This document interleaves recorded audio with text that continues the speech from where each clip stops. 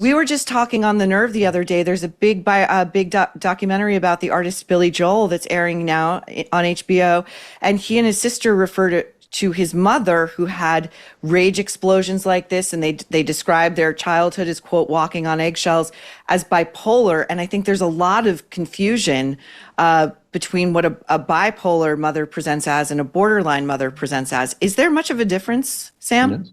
Bipolar disorder is cycling between moods, and the cycles take a very long time. Typical bipolar cycle is weeks to months. Months is very common. Whereas of manic versus depressive? Manic versus what used to be called manic depressive, yes. Hypomanic and manic. While in borderline personality disorder, the cycling is very, very fast. It's accelerated. Like the borderline can switch between moods within the hour or within hours. It's extremely rare to document a case where a mood lasts for 4 days. That's considered to be an outlier, something amazing. So that's the first difference. The second difference is everything that is happening to the bipolar is an outcome, a direct outcome, and a result of the underlying mood disorder. Whereas in borderline personality disorder, the mood disorder is ancillary, is not a main clinical feature. There are other clinical features which are much more relevant in borderline and which are completely absent in bipolar disorder. Anyone who confuses the two is a bad clinician, to use a British understatement. But if you're a child or an adult child, what is absent in the bipolar mother that is present in the borderline or vice versa? What behaviors? The bipolar is predictable. Okay.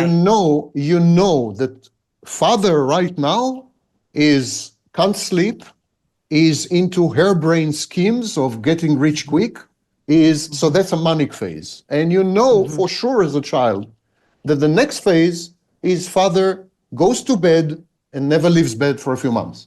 So it's utterly predictable. The cycling is predictable. Whereas with a borderline mother, there's no way, there's no model, there's no theory you can construct which will predict the mother's future behavior.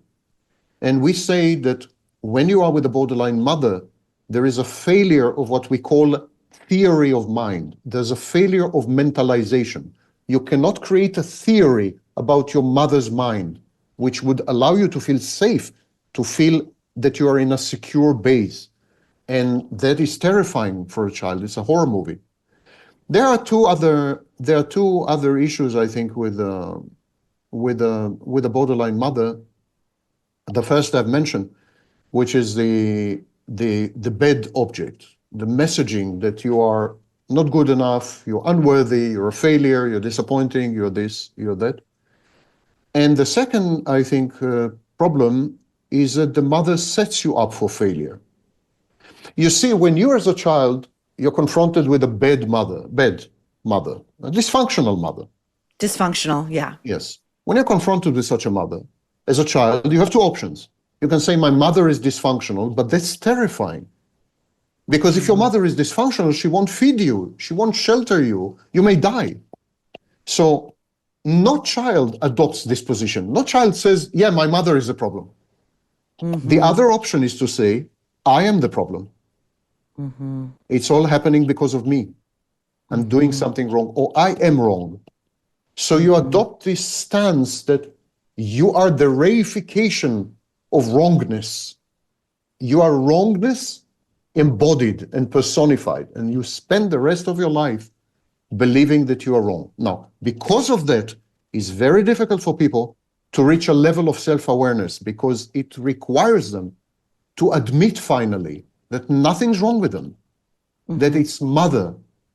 And they still have the inner child that is terrifying of admitting this.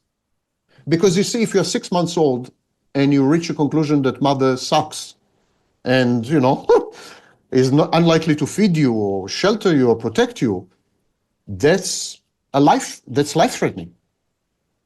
No child would do this. And we only kid ourselves when we distinguish these phases in life. Now we are adults, we are not children. That's not true. We're always children. Yeah. especially when it comes to mother. Absolutely.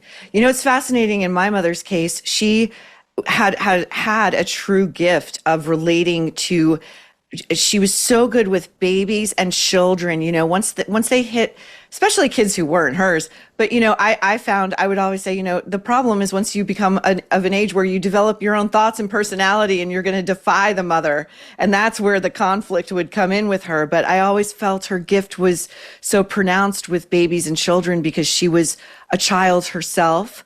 I believe her borderline personality developed as a result of, from all of my reading, the trauma of losing her mother very young, of feeling abandoned, of going through several more traumas before she even hit the age of 20. And instead of getting help, again, it was a different time. It was always just I've spoken to relatives about this. The constant refrain in the house was, that's just how she is. She's otherwise a wonderful person. Just go along to get along and we'll just move. It's the easiest way to keep this train going.